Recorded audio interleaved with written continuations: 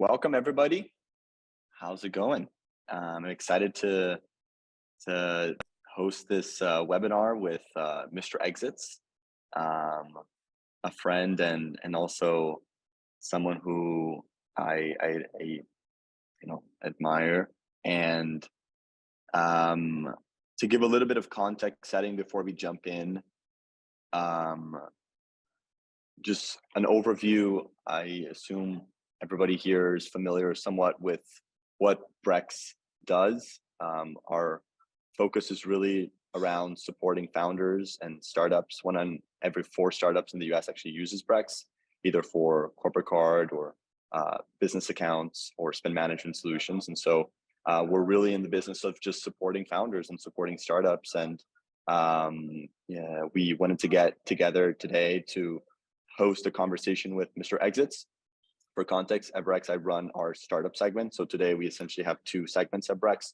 One is startups and the other one is enterprises. And so I run the startup organization, essentially a vertical organization across engineering, product design, sales, marketing, operations. And I wanted to bring Exits to have an honest conversation about his thoughts on community, tech, friends, and also we're going to spend about half the time today just covering a lot of questions that all of you in the community asked and sourced. And so throughout sort of the whole hour that we're going to spend together, we've picked specific trends and topics that it seemed a lot of you want to hear from Exits. But I'm super excited. So before we begin, Exits, just wanted to welcome you and would love for you to share some words and also just quickly introduce yourself. Yeah, hey everybody. I don't know, hopefully that the fact that you're here, you have some context on who I am and what I do. But generally, I run a meme page on Instagram that really focuses on early stage technologists, venture capitalists, and kind of that whole ecosystem. And alongside that, I also run an early stage seed and Series A venture fund that's called Exits Capital, based basically off the back of what we've been able to galvanize from the community, the Praying for Exits community. So I really, really appreciate everybody coming in and being willing to kind of participate in this this quorum, and excited to answer some relevant questions that everybody has around a increasingly more interesting market. Amazing. And also you don't do this very often, right? Exits, when was the last time that you sort of gave a talk or a webinar under the Exits name?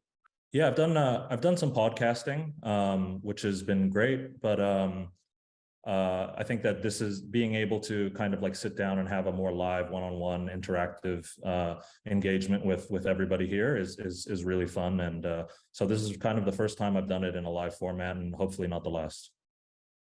Amazing. Well, let's jump in. And also just as a reminder for everybody, if you have any questions, you can submit them live as we go here on the Q&A. So please do that. And we have folks that are going to be identifying questions and flagging to us as we go. But Exits, would love for you to share a little bit about your story. Obviously, I know you're not going to share all the details because you are remaining anonymous, but tell us a little bit about who you are and how the Praying for Exits meme page came to life. Yeah, sure. I think that I've been working in venture capital for like 7 or 8 years now. And I think that one of the first things that I noticed really early on as a young venture capitalist was there was this kind of extreme divergence between the information that I was getting from places like TechCrunch, The Information, Axios, and what I was actually seeing kind of on the ground floor, actually working in the industry. And I thought that it was really interesting that, places like TechCrunch painted things a very, very specific way, and didn't really kind of encapsulate the whole experience of venture capital in a very, honest way, I thought. And so what originally was for me was basically just a journal. I thought memes were an interesting way to convey ideas about real experiences that I was having kind of working in the space, and able to sort of share those ideas in kind of like a funny and interesting way. And so really it was just a journal for me. Like for the first probably 6 months or so, I was basically doing this for about 30 people. Nobody really cared. Nobody really paid attention. And then I think that there were a few funds in the Valley that ended up stumbling across the page. And that became kind of like a very galvanizing force and started to, roll the proverbial snowball down the hill, as it were. And so, I was able to slowly but surely offer kind of this unique perspective on the Valley that I don't think was widely available other places. And that has kind of created this incredible community of people who have maybe divergent ideas away from what is normally talked about within sort of Silicon Valley and early stage technology media. Very interesting. And did you expect the page to grow to the size that it was today? You said that you started it sort of for like 20, 30 friends, and then it is what it is today. Did you expect it to grow that way? I had literally zero idea and zero kind of like ambition to do anything like this. I think that this was all very, very serendipitous in a way. But, kind of looking back and having the benefit of hindsight, I realized that, there did exist this really, really big gap in sort of the way that Silicon Valley was talked about. And so, I looking back, it makes more sense now, but at the time I didn't really have a very great perspective or idea that this would be useful to people in the way that it has become. And why do you remain anonymous? I think remaining anonymous in the modern ecosystem is really important. I think venture capital in general started to take a turn towards the sort of egocentric, where people were really, really focused on themselves, less so than the work that they did. And I think that being anonymous is a great way to kind of live and die on the sword of your ideas. Because nobody really knows who I am. The only thing that they are able to interact with is the ideas that I have. And so that really keeps me A, honest, and B, having a high level of integrity around the way that I think. And so, yeah, I think the community is really, really great because it's a bunch of people that are all sort of magnetized towards the same ideas versus, who I am as a person or what I've accomplished, et cetera. Very interesting. Okay, well, thank you for the overview.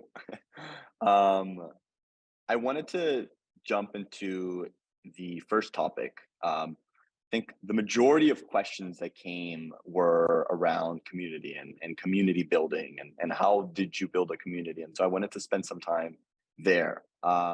So question number one that I wanted to ask, and again, all of these questions are sourced from all of you. And so we're going to be answering some of these one by one. But the first one is, can you tell us about your approach to online community building and why you think community building can be an accelerator and enabler for companies? Yeah, I think community is really, really important in the modern day, just because I think attention is increasingly more valuable in the ecosystem in which we play.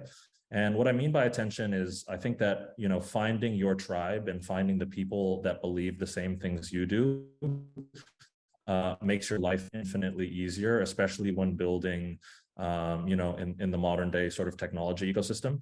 I think having a group of people around you that are aligned with kind of like the ambitions of what you're trying to accomplish allow you to basically leverage what is, network effects have always been kind of like the hot buzzword within Silicon Valley, especially building companies.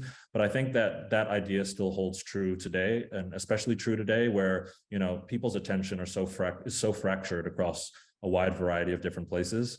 That if you're able to create a place or an idea or something that you are building that other people who also believe the same thing can sort of help you on in sort of a flywheel kind of way, it makes your job infinitely easier and reduces the amount of time that you have to spend kind of educating and pushing your own idea forward.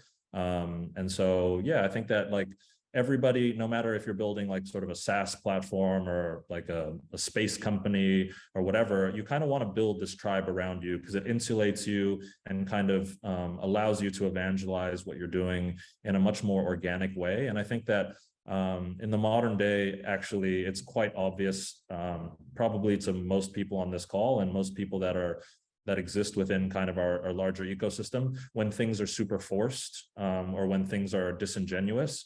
And so if you can find, this genuine level of support around the things that you're doing, I think that really, really resonates with people in a very human way. And so having that as kind of like a a tailwind behind you is something that'll just make your life, no matter what you're building, infinitely easier, in my opinion. 100%. And what are some examples that you can point to where community building or building a strong community brand has changed the trajectory and outcome of a technology company? Yeah, I mean, I think Brex, just since we're here, I guess Brex is a great example where, you guys have really, really evangelized kind of the startup founder from their earliest inception of their companies all the way to their largest size. And I think that what you guys have done is, or I think that you guys have done a particularly good job of making founders feel like they have kind of a larger level of support, maybe outsized to like what they're actually building. So, I think that the Brex network and sort of the Brex offering has been really, really great. As far as, if you're sort of like a pre-seed founder with 150 grand in the bank and trying to build something, I feel like you've been able to give sort of a high level of support behind that. And so I think that is kind of like the sort of tenets that I'm talking about, where it's, you're able to have this outsized effect on kind of like the outcome of what you're doing, just off the basis of being like having a supportive community of people around you who really want to see you win. And, there's a bunch of examples in the Valley where that holds true, but I think that, just it's very topical given that we are on this call, why that works for you guys as well. Well, thank you for that. I mean, I've been at Brex for over 4 years, and I think the only thing that has remained constant throughout this time is that we're still really focused on startups and founders and helping founders succeed. And it's a big part of also, I think, the DNA of the people at the company. Like I spend so much time with founders myself. And so I think that's the good example. And that wasn't planned, by the way, folks. But question number 3, what were unexpected insights when building your online community? Yeah, I think that when I was originally building it, it was kind of in a vacuum, in the sense that like I really didn't have a good sense that other people believed the same things that I did. And I thought that, like venture capital in general is such like an institutionalized space that it's kind of easy to, think that most people have an institutional perspective around things, and that they only see things in this very specific way that benefits, venture capital outcomes. And I think that what I found was that, it seems pretty obvious sort of looking back in it, but like as humans, instead of like looking at all these people as humans instead of venture capitalists, you realize that there's quite a wide variety of thoughts that a lot of people really want to say, but, don't necessarily have the capacity or not necessarily in the place to say. And so, I think that what has surprised me most is like interactions that I've had with people within sort of the VC landscape who you would not necessarily expect to have very broad or very divergent thoughts away from the consensus of the Valley.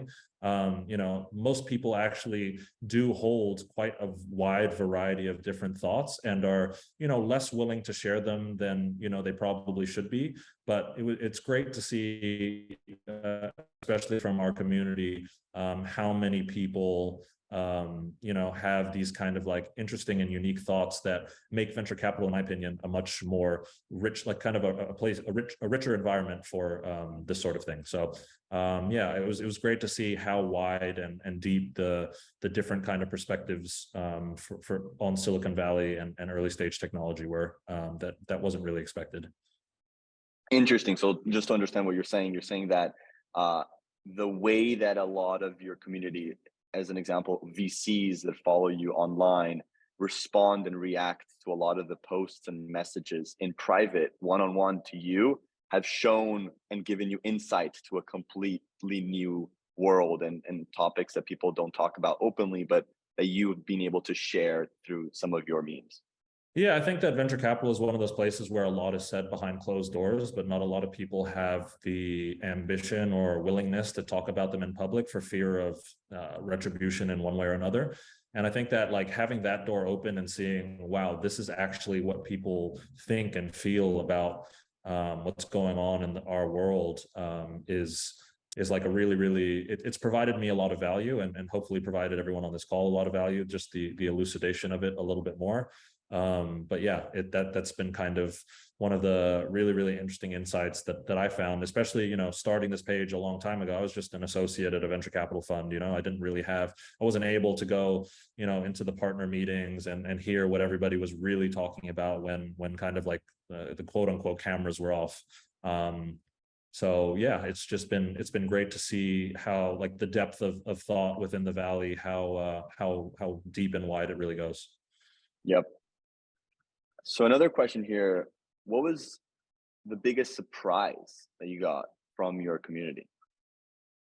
I think the biggest, it's sort of like fishtails into what I was just talking about, is the biggest surprise that I got from my community is like how many people at these very, very prominent sort of places felt things that, you would never really expect. I've talked to partners at a lot of the largest firms in the world, and their institutions are positioned a very, very specific type of way. And they're kind of have to do that to, maintain just their standing with their LPs, or their standing with their companies, et cetera. But what was really shocking to me is like once you get down onto the individual level and you begin to speak with kind of like the partners and the other people on a human level, how different a lot of these really, really prominent venture capitalists feel from their institution. And that delta, I think, is a really interesting thing to capture from a community perspective, because these are a lot of things that people really sort of intrinsically feel within inside themselves and kind of are almost not allowed to express. And so yeah, I think it's just great to be able to or I think it's been very surprising and interesting to see a lot of these funds, the people that actually run them and have a big stake in the outcome of these funds, feel very differently than the fund as an institution does. And so, yeah, just capturing that has been kind of very interesting. Very helpful. One question here is, have you met a lot of founders and or investors through the VC meme page? Yeah, I mean, I think that I met you through this page. I think that there's been a lot of I think that the majority of the things that I've accomplished in the last year or so have been off the basis of what I've been able to accomplish here. So yeah, it's been great. And I think touching back on it, so long as you have these really, really strong ideas that have a large enough surface area for people to really interact with, I think that you'll find this kind of thing magnetizes people towards you in an interesting way that you might not necessarily expect. And so one of the things that I tell everybody is like one of my core learnings from doing this all is like, don't be afraid to talk about the things that you really believe in, even if they seem sort of idiosyncratic or not necessarily aligned with what you might expect, because you actually never know who are the types of people that will resonate with you. And having strong ideas, I feel like that you can share together and feel together builds strong relationships. And I know you and I have developed quite a friendship off the basis of having a lot of similar ideas and perspectives. And so I think that holds true for a lot of different avenues within the Valley. Is like, if you can think these really, really interesting and unique thoughts, you'll find other people who also believe those things, and off the basis of that, you can build really, really strong and creative relationships, in my opinion. Yes. And I am grateful for that. We became good friends out of the page. So that's great. One point I wanted to bring up is there have been a few questions around your ability to influence tech culture and distilling complex ideas into simple forms of communication. So one common question that we got was around your creative process. So can you tell us a little bit about your process and some of your learnings around how to best tap into the cultural zeitgeist to ensure relevancy? Yeah, sure. I mean, I think that like I would love to sit here and say that I have this like very complex and structured process for the way that I sort of take ideas and synthesize them into things that people care about. But I don't really. I think that I found that the best way for me to operate in this capacity is to basically find things that I feel very, very passionate about, and figure out what's an interesting or unique take as to how to sort of best express them. So yeah, I think that, yeah, I don't really have a very structured process for any of this. I think that I really kind of lean into the things that I feel the strongest or most strongly about, and try to find a unique or interesting perspective that I don't feel like is very widely shared about those things. And so, yeah, it's just been a process of really like figuring out who I am as a person and what I really believe in, and then figuring out the best way to kind of like compress those ideas into a shareable format that, hopefully I can attract other people who believe similar things with. Yep, very helpful. Um, and so let's chat a little bit about trends in the startup landscape. We got a couple of questions around um, predictions like a year from now. Where do you see the state of tech, early stage growth, public markets? Yeah, totally. So I think that like most people on this call, I think that we've been starting to see a shift in the landscape that is potentially, and this is just my opinion. I think that there are, a wide sort of array of different opinions than, held by a lot of people that are much smarter than me as well. So this is just, take this with a grain of salt. But I think that, you're starting to see a shift in sort of the more macroeconomic landscape of things. And I think that, early stage generally will probably be pretty insulated just because, there's not as much surface area to kind of sort of have negative things happen with. I think that like people who are building kind of in the early stage space have a lot of, there's a lot of exciting things going on there. And I think that, those kinds of ideas are probably like 1 to 2 years out from, needing to sort of show real sort of traction or like raise these kind of much larger rounds. I think where it starts to get a little bit hairy for me, especially in the next year, is these growth stage businesses that have been kind of just raising off the basis of growth alone. And I think that those kinds of businesses, I think that they're going to face a much tougher environment given interest rates and everything that's going on, on the more sort of public sides of the markets. And so I think that growth generally will probably be a little bit less in vogue. And I think that a lot of the players who are playing really heavily in growth you're starting to see them sort of cut back a little bit. And so I think that, profitability is going to come more to the forefront over the next year. And if you're a business that's not well oriented for that, it might be a little bit difficult for you in that capacity. But I'm really still positively looking at sort of like the early stage space. And I think that, give it a year or two, those businesses still have a great chance of succeeding.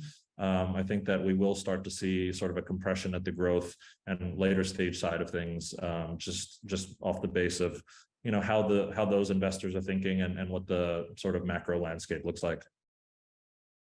For sure.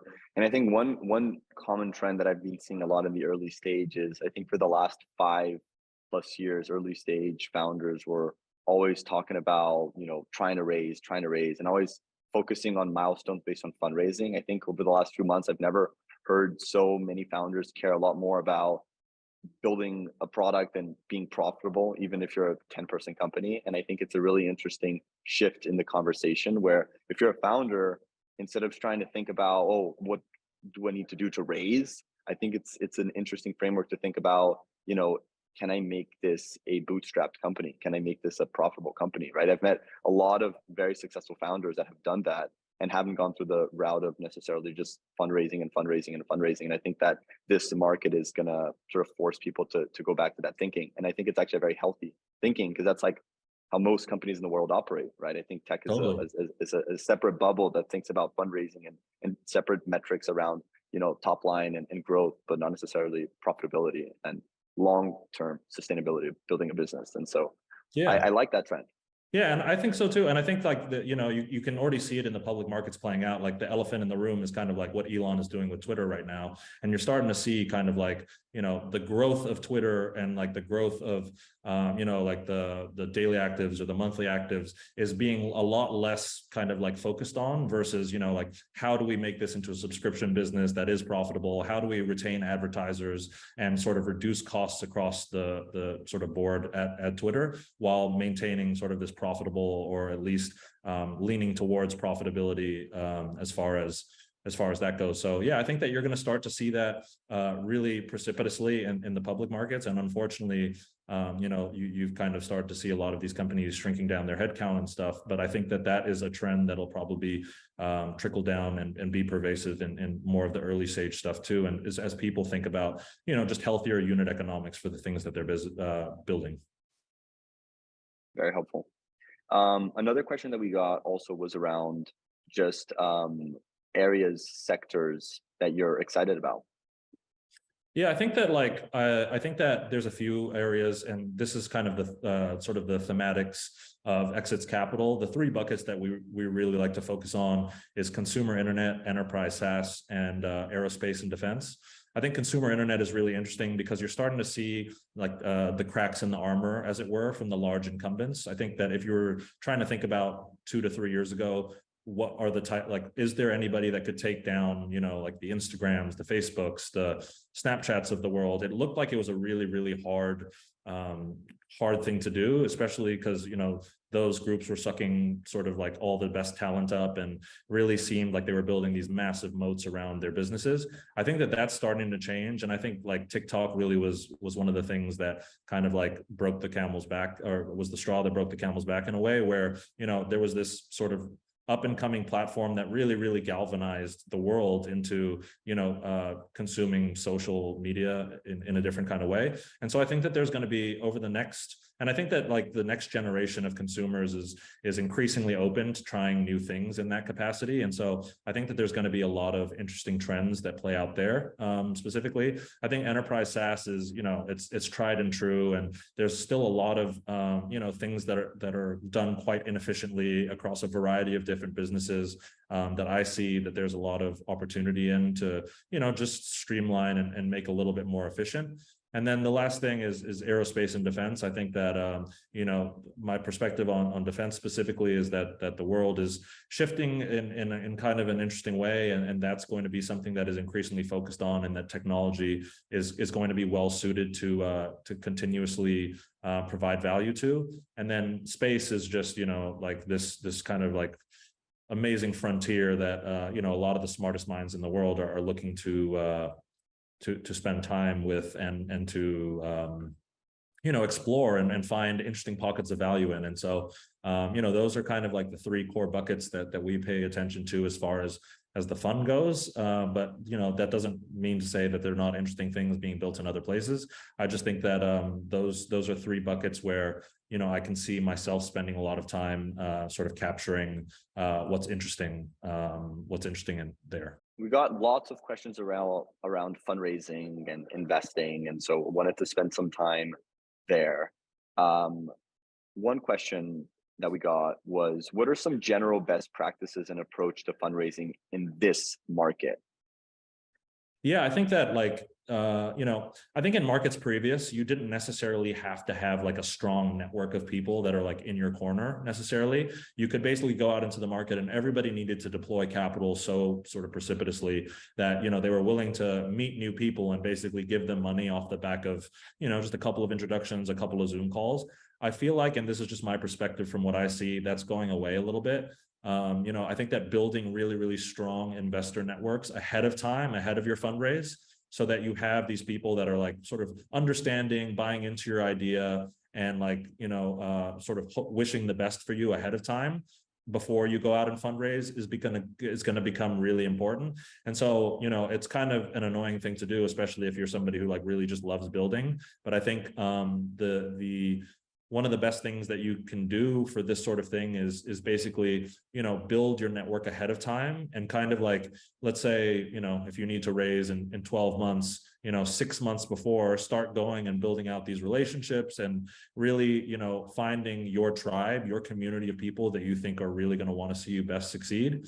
And slowly but surely sort of drip feeding them kind of these are the updates, these are what's happening with the business. Here's just making sure that people have the best context as possible for as long as time as possible before you go out and start asking them for money, I think is going to be increasingly important, especially in a world where it'll be a lot more difficult to raise, I think, in at least over the next 12 months for a lot of different reasons, which we can touch on another time. But I think that it kind of goes back to this idea of community, right? It's, find the people that you think really, really want to see you win, and like make sure that they have the best,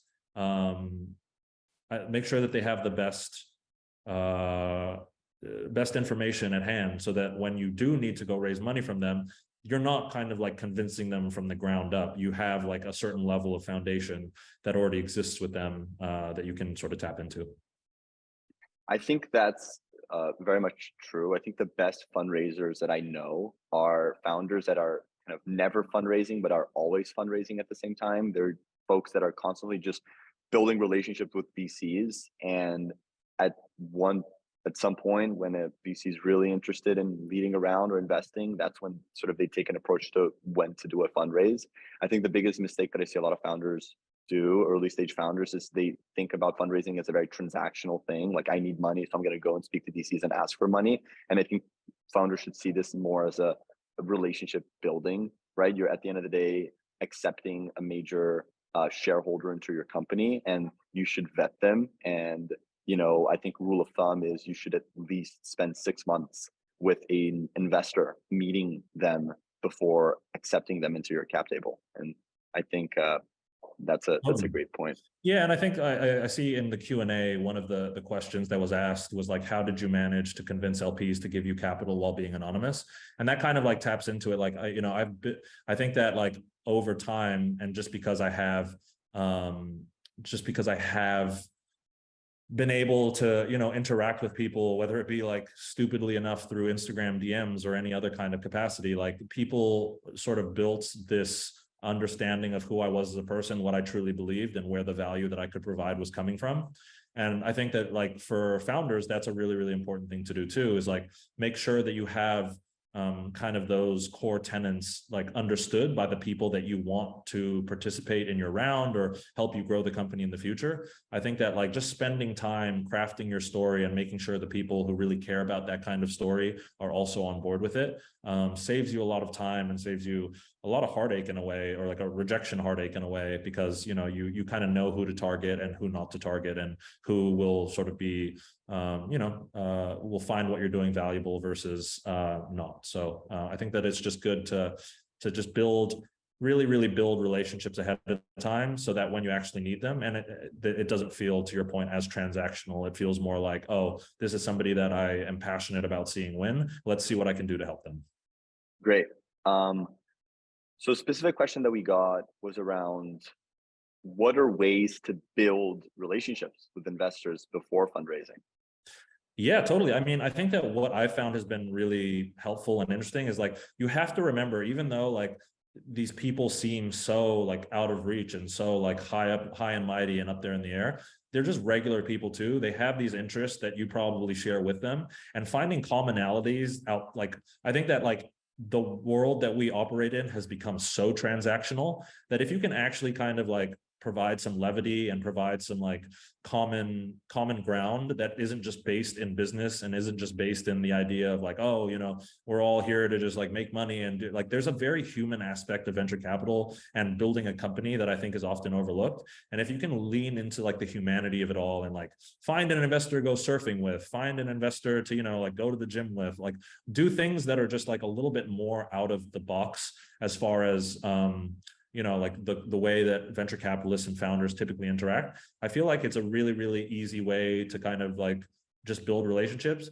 And invariably, when you're doing those things, you'll eventually talk about work, but it'll feel like it's coming from a place of like, oh, like I'm your friend, you're my friend, this is what I'm doing, this is what you're doing. And it doesn't feel like, oh, hey, I call you once every year to year and a half because I need money. It's like, I think that maintaining these relationships at a more human level and finding these common grounds that exist outside of just fundraising, building companies, etc., is a really, really just like low effort, high ROI way to build relationships that mean something. I agree, and I feel like some of the best ways to make that explicit to the investor is to let them know and say that you don't like to work with investors that you don't have a personal relationship with, right? And that will force the investor to want to spend time and for you to really get to know the investor. I think that there's definitely a lot that you could be doing as a founder to build relationships with VCs in a non-transactional way. And it's basically up to you. Yeah. Um, One interesting question that we got was around how has the elevator pitch changed in the past year, if at all? Yeah, I think that like it kind of just ties into what we were just saying. I think that like the elevator pitch is probably less effective now because people are requiring as much information as possible to make their decisions. And so I think that like when capital was extremely abundant, let's call it 2019 to 2021, where everybody had all of the money in the world, you could kind of get away with, providing an elevator pitch and having people like really, really resonate with it in a kind of interesting way. And I think that there are some examples out there, in light of recent situations that are, available for people to see where elevator pitches may have worked in sort of a better environment. But I think that now more than ever, you're going to start to see an increased level of scrutiny around your pitches. And so I think that the elevator pitch, where it might have been a larger wedge into, these kinds of firms and partners before, I don't think that it'll have as much efficacy as it used to. I think what people are really going to want is like these sort of deep dives, understandings about the business and who you are and your team are as people. And so like, whereas, elevator pitches might capture people or like might, pique people's attention, I think that you're going to have a much more substantive perspective on what you're doing to be able to keep that attention. And so, I think that they're still useful. And I think that honing in on a good one is a good way to get people to kind of like, what is this? Like, maybe we should pay attention, but there has to be a lot of substance behind that in order to really have them be sort of their highest level of efficacy, in my opinion. Yeah. Also, a few questions came through in regards to pre-seed founders looking to fundraise. And so specifically, how do you prove yourself idea pre-product to investors for pre-seed? Yeah, I think that is going to be a really, really tough thing in this upcoming market. And that's just kind of my opinion on it. I think that like you're going to have something like just like coming with an idea and nothing else is going to be extremely, extremely hard. I feel like, let's call it the next 12 to 18 months, like just coming in with, I think that you actually are going to have to build something. And whether that's, the earliest version of your product, whether that's a really strong team that is going to be able to execute on the idea that you're talking about, you're going to have something, and you're going to have put something together in a way that like sort of furthers your story and furthers people's belief in you. And whatever that might be is kind of variable depending on the idea and the space that you're wanting to play in. But I do think that there is going to be, it's going to require you having done something that really, really puts this idea that you have in some sort of concrete, to be able to most effectively raise like a pre-seed round in this environment. And that could be team, that could be product, that could be, like customers that are already willing to, think about what you're doing in an interesting way.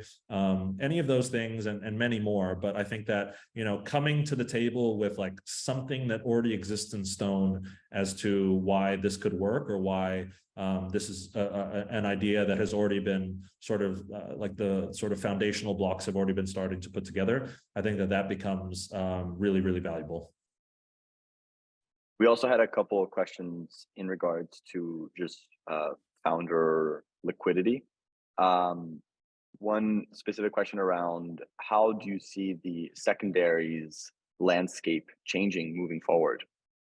Yeah, so I'm somebody who's like supportive of secondaries generally. I think that like if you're a founder and you've been grinding away at a business for 5 to 6 years, like you deserve at some level to, like make your life a little bit easier. Like you shouldn't be, if you've been grinding at something for 5 or 6 years and it's reached a relative amount of success, I have no problem with you taking some money off the table so you can like pay your bills and like just make sure that your lifestyle is such that you can really, really focus on the idea without too many distractions. I think that that's generally an important thing. But what I've been seeing from my own understanding of the market, and I deal with a lot of, secondary brokers and funds that do quite a lot of work in secondaries. I think what you're going to start to see is whereas people might have gotten sort of life-changing money via secondaries, again, call it 1 to 2 years ago. I think that that is probably going to be reduced quite a bit. I think that, people are probably going to be given the baseline level of secondary liquidity to keep them comfortable and keep them focused.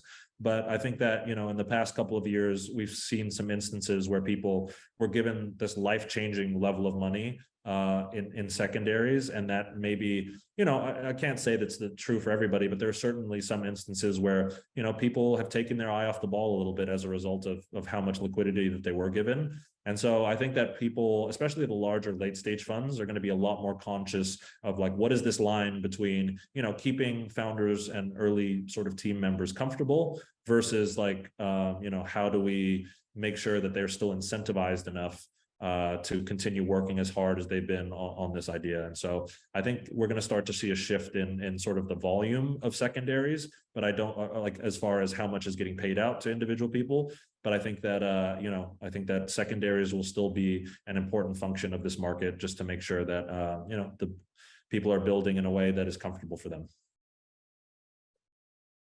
For sure. And I think it's also, in my opinion, this macro shift towards profitability, I think will be healthy for founders to see that, if you want to have liquidity, I think that there is a path towards profitability. And as long as you focus on that and not just growth at all costs, I think we will have more early stage companies that are profitable, right? I'm seeing that myself. I'm an angel investor in dozens of companies, and I have, 1 or 2 companies that over the last 2-3 months, Series A, Series B companies that have become profitable, and so I think that mindset is going to be healthy. Yeah, I think so too. And I think that it's going to be like a natural consequence of the market. But I think that like, the growth at all cost mentality kind of going away is probably a healthier place for all of us to play in. And it's actually kind of more fundamentally aligned with the original perspectives of Silicon Valley. Like if you look at it from a historical basis, like that's how a lot of these companies were originally built. And so, us coming back to that kind of place feels very, very full circle in a lot of ways. 100%. Okay. There was a question around recruiting. So a founder asked, I just raised a Series A and my investors are urging me to hire experienced executives. What is your opinion on what I should do? Yeah, I think that there is a certain place, time, and it's really hard to say without like understanding a little bit more context around the business and what you guys do. But I think that there is a balance that should be played. I think you at Brex have seen that like there are some functions within an organization that really benefit from like a lot of experience and like a lot of like established relationships and networks.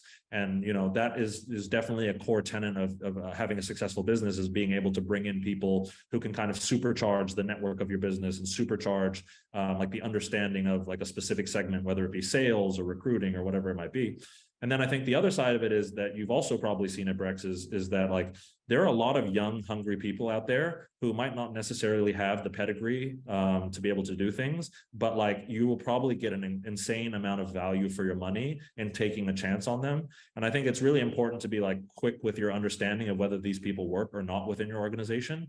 But I think that like there's definitely a lot of latent value that exists out there from just young, hungry people who are willing to like do whatever it takes to be successful at whatever their specific function within an organization is.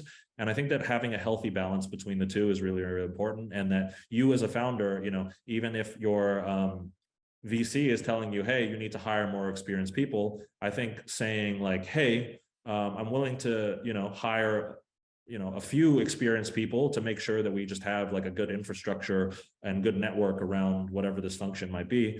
But I think that, evangelizing and finding like new talent in the market that doesn't necessarily have the pedigree is also really important. And it's also probably where you'll get a better value for money, like these people who are really established and kind of like quote unquote the grown-ups in the room or whatever, they cost money and they're quite expensive. And in a world where, burn should be a little bit more paid attention to, I think taking flyers on, people who you believe can like build into roles is going to be an increasingly important skill to adopt, just so that, you're able to get the best value for your money in that capacity.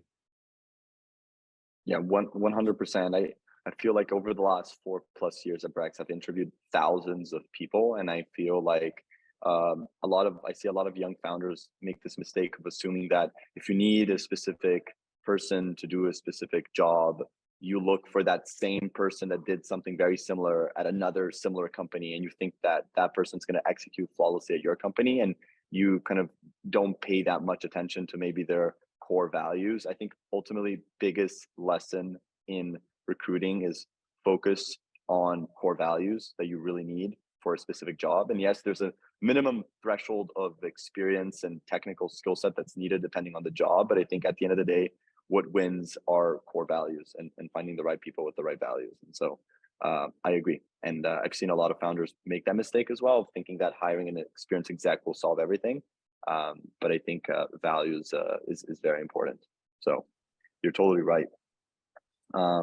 We got a couple of questions as well around you as an investor. And so one question we got was, I hear rumors that you are raising a fund. Is that true, Mr. Exits? Yeah, it is true. We're kind of in the tail end of it right now. And I sort of earlier in this conversation touched on kind of the things that we're going to be focused on.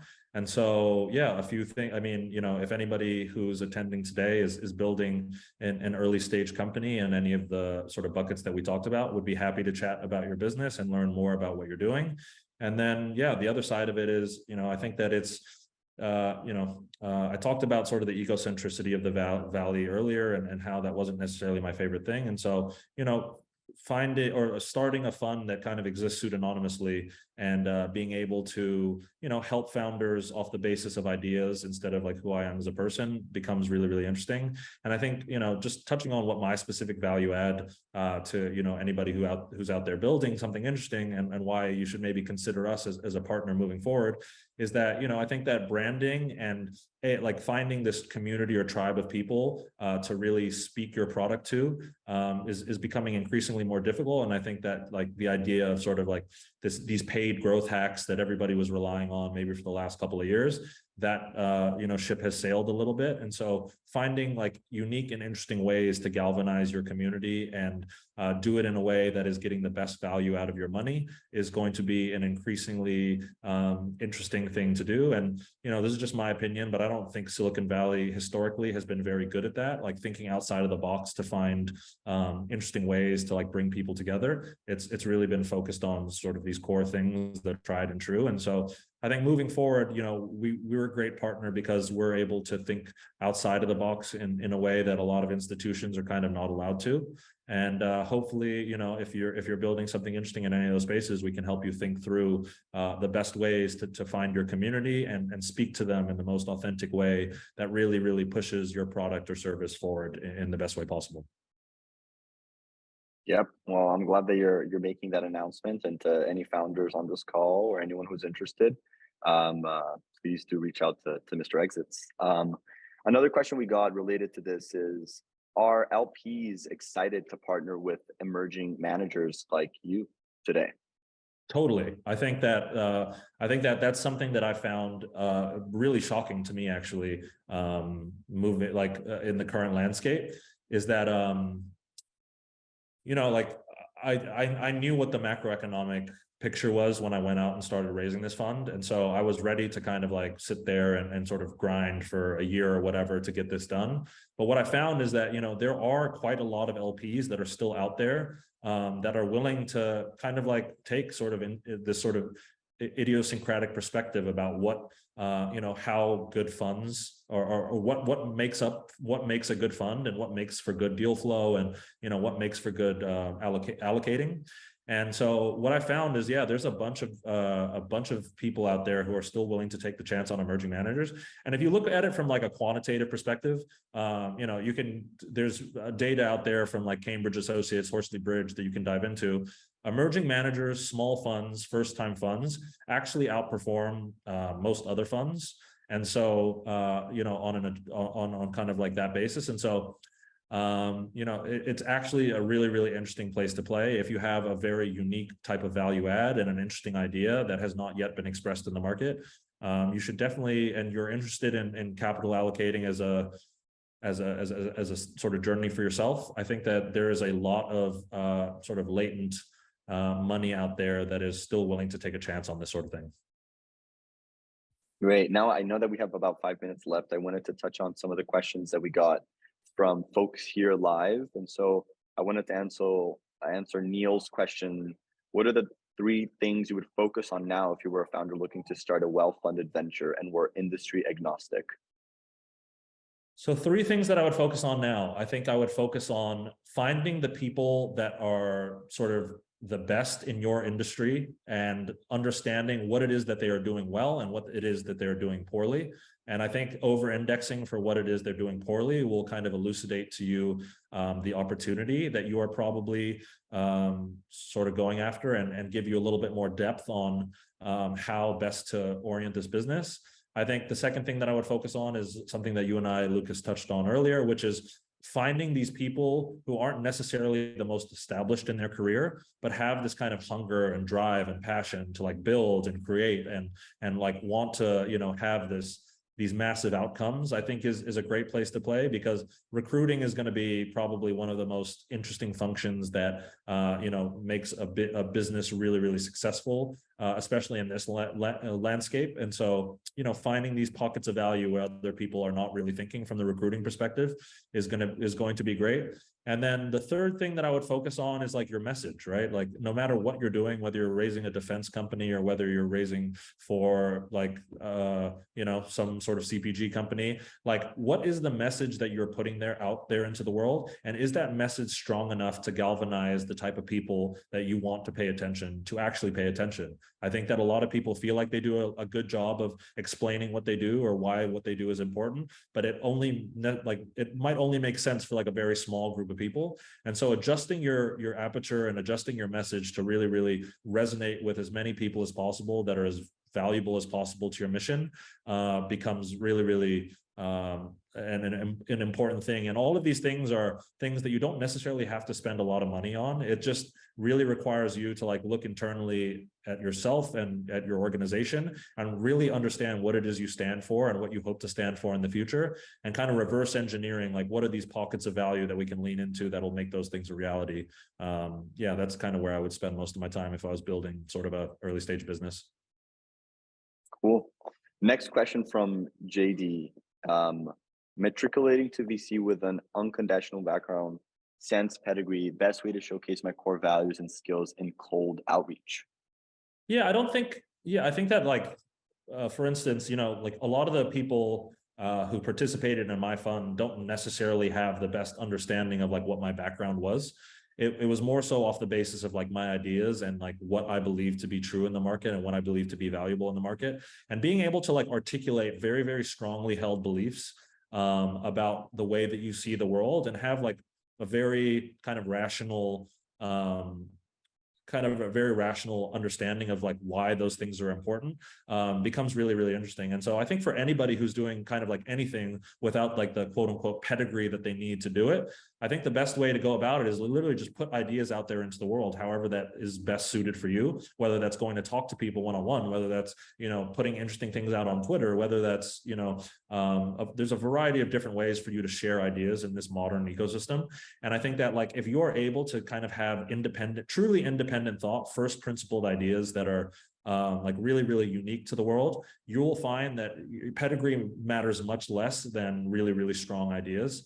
And so, yeah, I think that my advice to you would be literally just find something that you really, really, truly believe that not a lot of other people do, and figure out the best way to communicate that to people. And I think that, you know, if the world eventually proves that you're right, you're going to look very prescient in the way that you think. And that doesn't have anything to do with, you know, like if you were at Goldman or if you know, worked at Insight Partners or whatever it might be, like it just having like a really, really strong stance that you're able to talk about, I think is a really, really great way to kind of build value for yourself in that way.